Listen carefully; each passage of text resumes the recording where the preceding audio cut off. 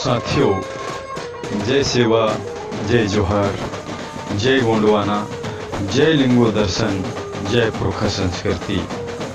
साथियों, शानदार एक व्याख्यान आज मैं पुनः आपके लिए लेके आया हूँ और ये मेरा व्याख्यान हमारे पुरखा संस्कृति लिंगो दर्शन पर आधारित है कि आदिकाल में ही हमारे पुरखा लोग और हमारे महान गुरु पहांदी पारी कुपार लिंगों ने हमारे जीवन दर्शन को कितना सकुशल और व्यवस्थित बना दिया था।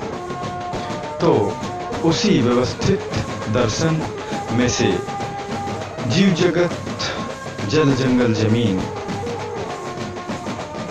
वनस्पति, प्राणी जीव की संरक्षण पर ये मेरा व्याख्यान है कि किस तरह से हमारे पुरखा लोग, हमारे लिंगो बाबा ने जीव जगत के तमाम चीजों का संरक्षण का बखूबी ध्यान रखते हुए इस दर्शन को बनाया था। तो संरक्षण में बात करें हम तो जल संरक्षण की बात करते हैं पहले। तो जल संरक्षण में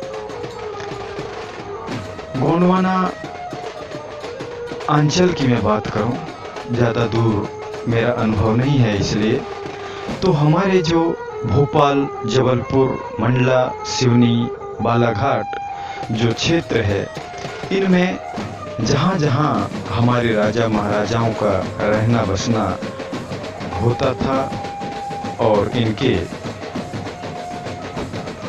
प्रजा रहते थे, वो तमाम जगह छोटे छोटे ताल तलैया, कुआ बावली बनवाए गए हैं, जो जबलपुर, भोपाल में देखे जा सकते हैं।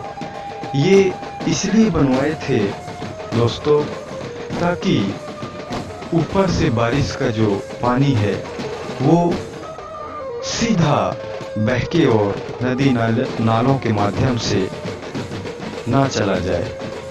तो उस पानी को रोकने के लिए छोटे छोटे कुआ बावली और ताल तलैया बनवाए थे ताकि पानी ऊपर से गिर के और जहाँ का वहीं स्टोर रहे और जमीन का जल स्तर प्रॉपर बना रहे।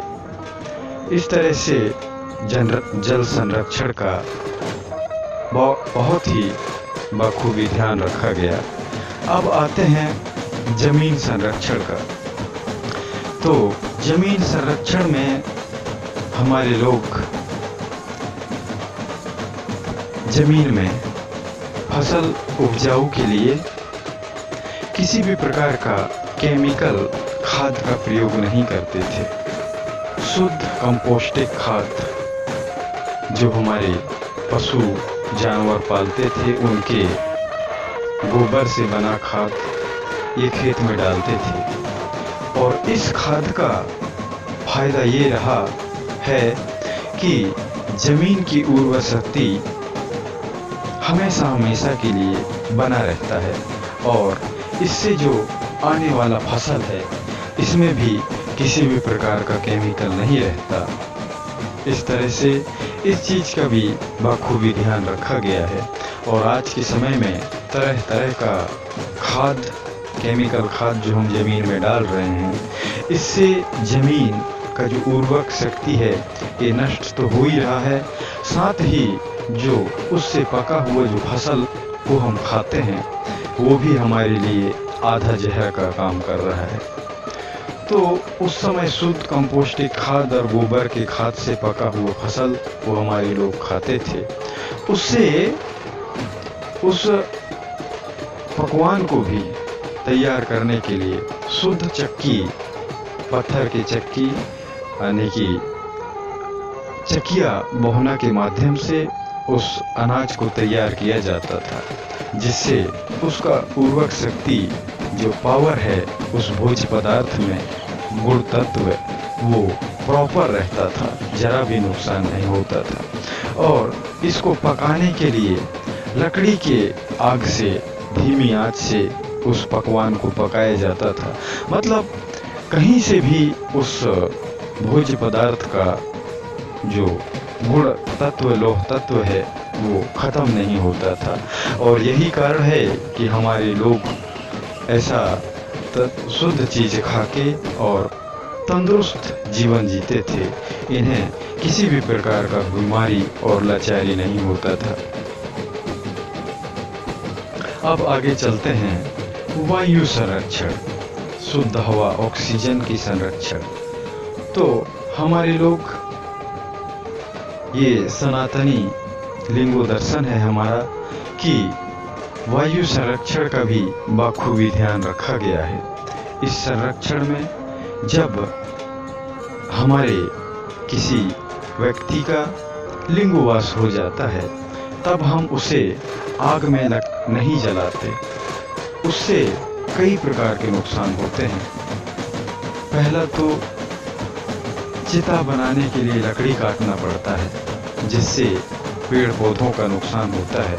और जो जलाते हैं उससे निकलने वाला धुआं, उससे हवा प्रदूषित होता है।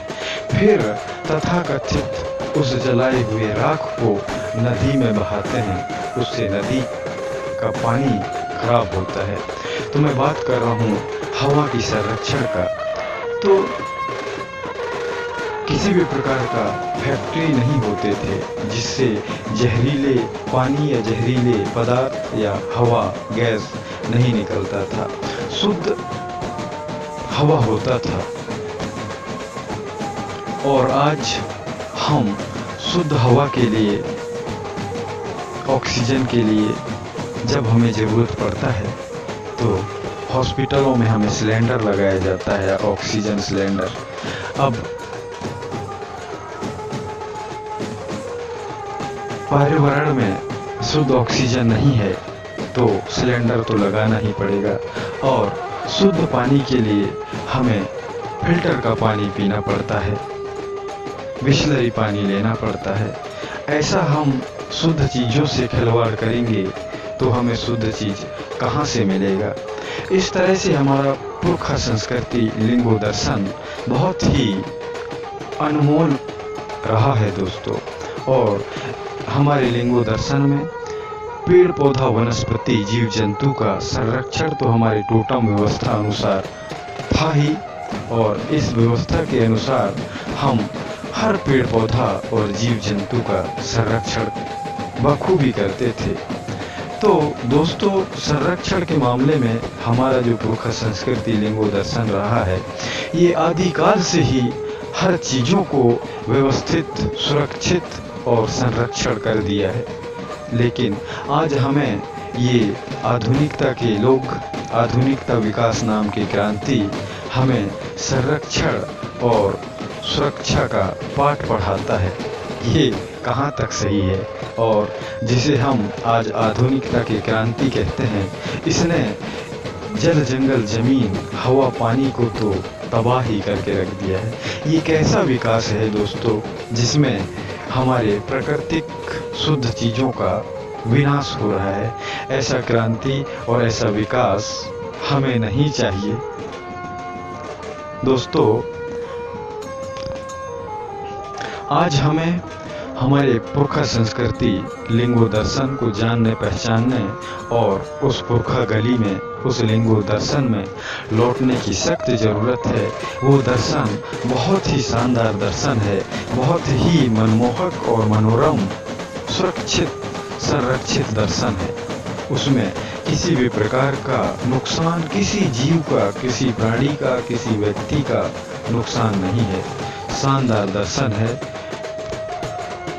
वैसे आप सब लोग समझदार हैं, देख ही रहे हैं, समझ पा रहे हैं इन सब चीज़ों को। लेकिन फिर भी मैं मेरे छोटे से प्रयास से आप तक ये विचार लाने का और पहुंचाने का कोशिश किया। कैसा लगा ये मेरा विचार, मुझे YouTube चैनल के माध्यम से ज़रूर अवगत कराएंगे। और मैं एक आग्रह करना चाहूँगा कि मेरे विचार, हमारे लिंगो दर्शन पुरखा संस्कृति पर आधारित व्याख्यान गीत, संगीत और कविता अगर आपको पसंद आते हों तो मेरे YouTube चैनल को ज़्यादा से ज़्यादा सब्सक्राइब कर लोगों तक शेयर करें। हो सके किसी भाई या बहन को मेरे विचार काम आ जाए। इन्हीं आशा विश्वास के साथ आप सभी से विदा लेता हूँ। जय सेवा, जय जोहार, जय गोंडवाना। सादर धर्मवीर मरकाम, गढ़ा मंडला, मध्य गोंडवाना।